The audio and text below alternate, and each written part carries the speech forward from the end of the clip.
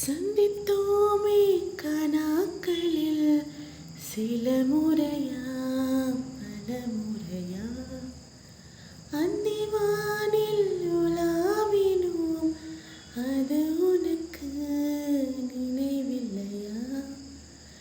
இரு கரைகளை உடைத்திடவே பெருகிடுமா கடல் அலையே?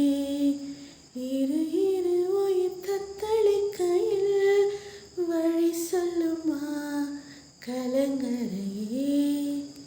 உனதலைகள் என்னை அடிக்க கரை சேர்வதும் கனாவில் நிகழ்ந்திடும்.